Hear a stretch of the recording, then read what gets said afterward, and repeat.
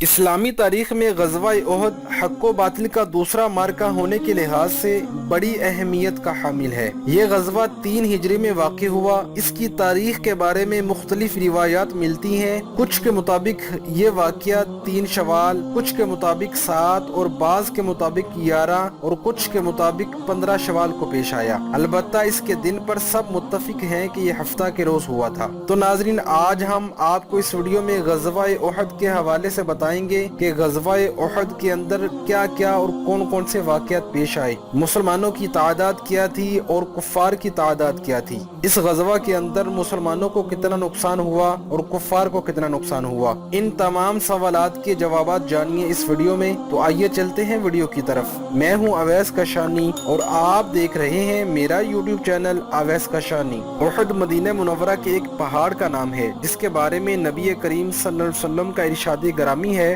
کہ احد وہ پہاڑ ہے جو ہم سے محبت کرتا ہے اور ہم اس احد پہاڑ سے محبت کرتے ہیں۔ غزوہ احد اسی پہاڑی کے دامن میں پیش آیا۔ مسلمانوں کے اس قافلہ کی تعداد 700 تھی، جس میں زرہ پوش صحابہ کرام 100 تھے اور ادھر قریش کا لشکر 3000 کی کثیر تعداد پر مشتمل تھا، جن میں 700 افراد زرہ پوش تھے۔ اس مارکہ حق و صداقت میں جام شہادت نوش کرنے والے خوش نصیب صحابہ کرام کی تعداد 70 تھی، جبکہ کفر کے 30 افراد واصل جہنم ہوئے۔ حق و باطل کے اس دوسرے بڑے مارکے میں عرب کے رواج کے مطابق پہلے مبارزت ہوئی، جس میں اہل اسلام کا پلہ باری رہا۔ بعد ازاں عام جنگ شروع ہوئی تو حضرت حمزہ، حضرت علی اور حضرت حنظلہ رضی اللہ عنہما کے تابڑ توڑ حملوں سے کفار کا لشکر بھاگ گیا۔ جنگ شروع ہونے سے قبل نبی کریم صلی اللہ علیہ وسلم نے حضرت سعید بن جبیر رضی اللہ عنہ کی قیادت میں 50 تیر اندازوں کا ایک دستہ پہاڑی درے پر متعین فرمایا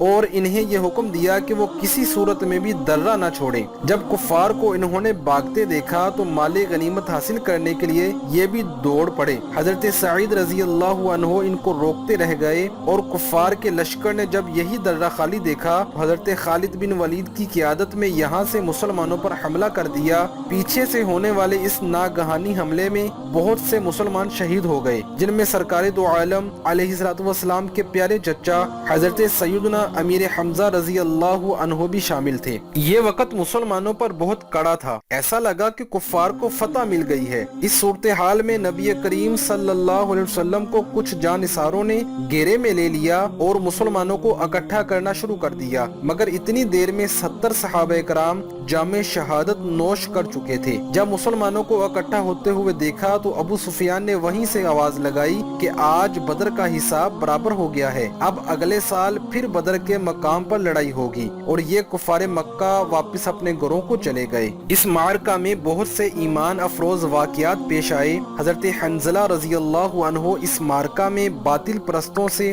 اپنے ایمانی جذبے سے مقابلہ کرتے ہوئے قریش کے وسط لشکر میں جا پہنچے، اور قریش کے سردار ابو سفیان کا کام تمام کرنے ہی والے تھے کہ پیچھے سے ان پر شداد نامی بدبخت نے وار کر دیا اور آپ شہادت عظمی سے سرفراز ہوئے۔ جب میدان جنگ تھم گیا تو نبی کریم صلی اللہ علیہ وسلم نے آپ کے بارے میں ارشاد فرمایا کہ حنظلہ رضی اللہ عنہ کو فرشتے غسل دے رہے ہیں، کیونکہ جب جنگ کے لیے میرا حکم سنایا گیا کہ جو جس حالت میں بھی ہو فوراً اللہ کے رسول کا حکم ہے بارگاہ رسالت مآب صلی اللہ علیہ وسلم میں پہنچے، تو حضرت حنظلہ اپنی بیوی سے حق زوجیت ادا کر رہے تھے۔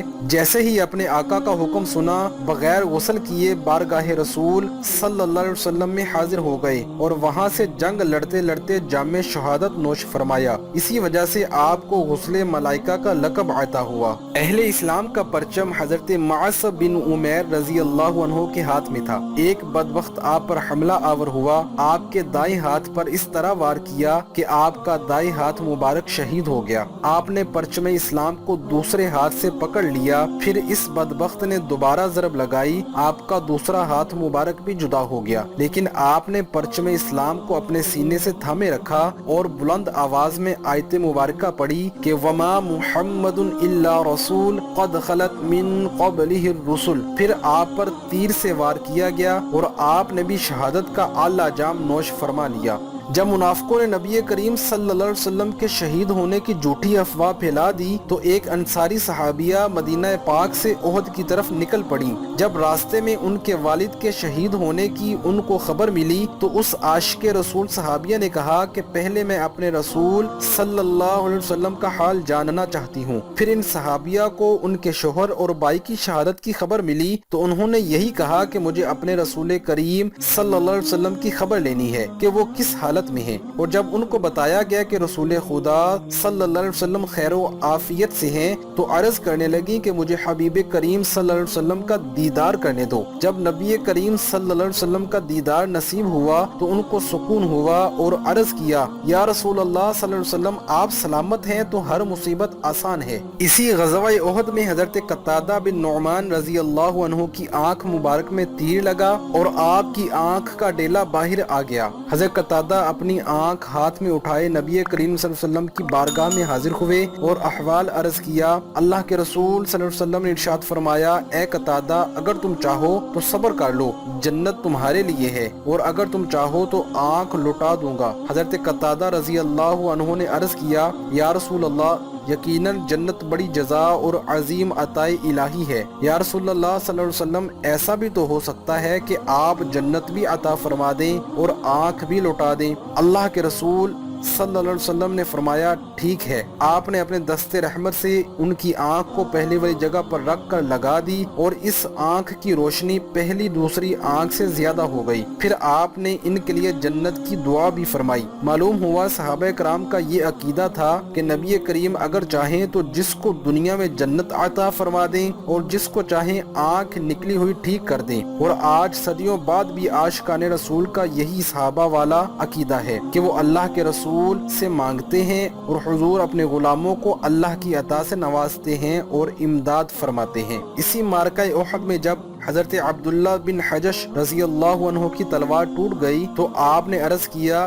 یا رسول اللہ صلی اللہ علیہ وسلم میری تلوار ٹوٹ گئی ہے، تو اللہ کے رسول صلی اللہ علیہ وسلم نے انہیں کھجور کی چھڑی عطا فرمائی۔ جب انہوں نے یہ کھجور کی چھڑی اپنے ہاتھ میں لی تو وہ فوراً ہی تلوار بن گئی۔ احد کا واقعہ بڑا نازک اور دل خراش ہے۔ میدان احد میں بڑا نقصان ہوا۔ سب سے پہلا اور بڑا نقصان امام الانبیاء صلی اللہ علیہ وسلم کا زخمی ہونا، دوسرا حضرت امیر حمزہ رضی اللہ عنہ کی شہادت، اور تیسرا 70 صحابہ کرام رضی اللہ عنہم شہید ہو گئے۔ تمام محدثین اور تمام دنیا کے فاتحین نے جب غزوہ احد پر نظر ڈالی کہ یہ نقصان کیوں ہوئے تو یہ راز سامنے آیا کہ آقا علیہ السلام کے حکم سے خطائے اجتہادی کی وجہ سے یہ نقصان ہوا۔ صحابہ کرام رضی اللہ عنہم نے جان بوجھ کر حضور کا حکم نہیں توڑا۔ اس اجتہادی لغزش پر تان و ملامت کی کوئی گنجائش نہیں۔ اللہ تعالیٰ شہداء احد کے صدقے امت مسلمہ کو اتحاد اور اتفاق عطا فرمائے اور ہماری اجتماعی انفرادی مشکلات کو آسان فرمائے